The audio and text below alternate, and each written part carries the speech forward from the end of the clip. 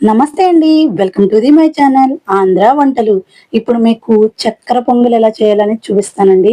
ఇప్పుడు వచ్చేది మనకు దసరా కాబట్టి ప్రసాదాలు చాలా ఈజీగా, సింపుల్‌గా ఎన్ని చేసుకుంటే అంత పండగ చక్కగా చేసుకోవచ్చు అనిపిస్తూ ఉంటుంది మనకి. చక్కెర పొంగల్ కూడా సింపుల్‌గా చేయొచ్చండి. అమ్మవారికి చాలా ఇష్టం. గుప్పుడు జీడిపప్పు, గుప్పుడు కిస్మిస్ తీసుకున్నానండి. కొబ్బరి చెక్కలో సగం ముక్కలు కోసుకున్నాను. చాలా చిన్నగా కోసుకోవాలి. ఎక్కువ వేసుకుంటే బావుంటాయి. అవి ముందు రెడీ చేసి పక్కన పెట్టేసుకున్నామండి.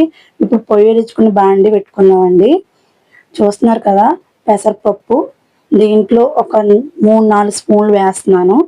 చూడండి ఫస్ట్ దీన్ని వేపుకోవాలండి మంచిగా. ఒక 4 స్పూన్లు వేసుకోండి. ఇది బియ్యం కలిపి మనకి గ్లాస్ రావాలన్నమాట. పెసరపప్పు ఎక్కువ వేసుకుంటే మనకి జిగురుతనం ఎక్కువ వచ్చేసి అంత బాగోదు. పప్పు కొంచెం తక్కువ ఉండాలి. సరిపోతుందండి. బంగారు రంగు వచ్చేలాగా వేపుకుంటే చాలు. ఇప్పుడు బియ్యం కూడా ఒక్క 2 నిమిషాలు, ఒక్క నిమిషం ఉన్న చాలు. ఒకసారి ఇలా వేపేసి తీసేద్దామండి. ఇలా చేయడం వల్ల చక్కెర పొంగల్ టేస్ట్ అనేది పెరుగుతుంది. ఎప్పుడు గనుక మీరు వేపకపోతే గనుక ఒకసారి ట్రై చేయండి. అయిపోయిందండి. ఇది ఒక 2 నిమిషాలు పక్కన పెట్టుకుందాం. చల్లారాక కడుక్కుందాం. అందులోకి మళ్ళీ బాండీ పెట్టుకొని మనం ఎసరు పెట్టుకుందామండి వాటరు. దీనికి ఒక గ్లాస్ అని చెప్పాను కదండీ బియ్యమును అదిని 4:30 వేసుకోవాలి. అప్పుడు ప్రసాదం ఎక్కువ సేపు ఉన్నా సరే మనకి గడ్డ కింద కట్టకుండా ఉంటదండి. నేనైతే ప్రస్తుతానికి 4 వేస్తున్నాను. మీరు 4:30 వేసుకోవచ్చు. లేదంటే గట్టిగా కొంచెం పర్వాలేదంటే 4 వేసుకోండి. బియ్యం, పెసరపప్పు శుభ్రంగా కడిగేసి తీసుకొచ్చానండి. చూడండి ఎసరు కాగింది కాబట్టి దీంట్లో వేసేస్తున్నాను. ఒక్కసారి మంచిగా కలిపేసుకుందాం. ఇది ఉడకాలండి. ఉడికిన తర్వాత మీకు చూపిస్తాను. చూడండి ఉడకడం అనేది స్టార్ట్ అయింది. దీనిలో ఇప్పుడు కొంచెం నెయ్యి వేసుకోండి. తర్వాత ప్రసాదం స్ట్రక్చర్ బాగుంటుంది అలా వేయడం వల్ల.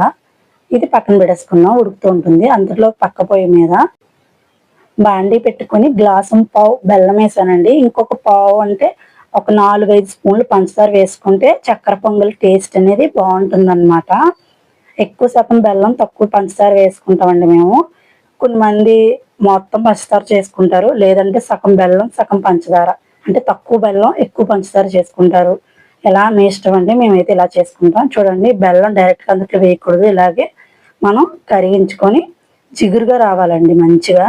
అది వచ్చిన తర్వాత దాంట్లో బెల్లంలో యాలకులు కూడా ఒక 5 వేసానండి. దాంట్లోనే బాగా అవుతాయి. ఆ రైస్ చూడండి బాగా ఉడికిపోయింది. నేను ఎక్కువగా కలిపేసానండి. మీరు అంత కలపకుండా ఉంటే మిక్సర్ బాగానే కరెక్ట్‌గా ఉంటుంది. సో ఇది కూడా బాగానే ఉందండి మాకు. చూడండి వడగట్టేస్తున్నాను పాకాన్ని. బెల్లంలోకి అలా వడగట్టుకోవాలండి. ఇప్పుడు ఒకసారి మంచిగా కలిపేసుకుందాం. చూసారా చక్కగా కలిసిపోయింది. ఇది ఇప్పుడు పక్కన పెట్టేసుకోండి. దీంట్లోకి డ్రై ఫ్రూట్స్ వేపుకుందాం. నెయ్యి వచ్చేసి 4 స్పూన్లు నిండుగా వేస్తున్నానండి. చక్కెర పొంగల్కి నెయ్యి ఎక్కువగానే పడుతుంది. అలాగే టేస్ట్ కూడా బాగుంటుందన్నమాట. కొబ్బరి ముక్కలు వేస్తున్నానండి. ఇవి వేగడానికి టైం పడుతుంది కాబట్టి ఫస్ట్ ఇవి వేసుకోవాలి. ఇవి సగం వేగిన తర్వాత చూడండి చక్కగా వేగుతున్నాయి. సగం వేగిన తర్వాత గుప్పుడు జీడిపప్పు కూడా వేసేస్తున్నాను. కిస్మిస్ ఎప్పుడు వెనకాలే వేసుకోవాలండి. అది త్వరగా వేగిపోతుంది. సో ఈ 2 వేగిన తర్వాత ఒక 2 నిమిషాలు ఇప్పుడు కిస్మిస్ కూడా గుప్పుడు వేసేసుకుంటున్నాను. చూడండి చక్కగా వేగాలి. ఇవి కూడా ఎన్ని వేసుకుంటే అంత టేస్ట్ అండి చక్కెర పొంగల్కి. మీకు పచ్చి కొబ్బరి లేనప్పుడు ఎండు కొబ్బరి కూడా వేసుకోవచ్చు. టేస్ట్ బాగుంటుంది. నాకు అది అవైలబుల్గా లేక పచ్చి కొబ్బరి వేసాను.